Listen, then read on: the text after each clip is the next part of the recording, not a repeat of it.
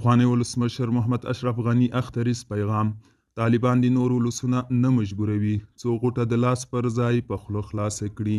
سلام، وخت مو بخیر. پام وکړئ د نن ورځې تازه خبر ته.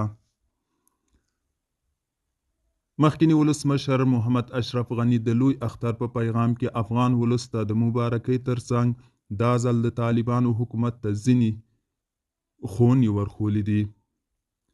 ښاغلي غني په غیر مستقیمه توګه د طالبانو حکومت ته ویلي چې د خلکو په مذهب کې مداخله ونه کړي او ترڅنګ یې د مجازات او مکافات هم د آخرت پورې اړوند بللي دي.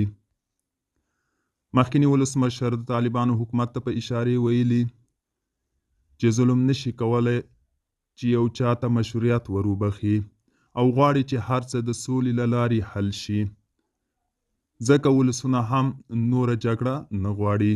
نوموړي د طالبانو حکومت ته خبرداری ورکړی چې ولسونه دې نور نه مجبوروي څو غوټه په خوله نه خلاصیږي.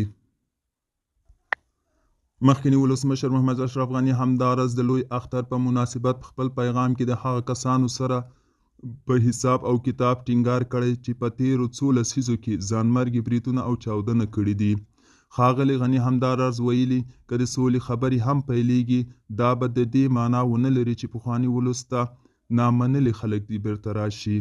مخکیني ولسمشر په خپل پیغام کې ویلي په زور حکومت نه کیږي او د ولس صبر هم ابدي نه دی.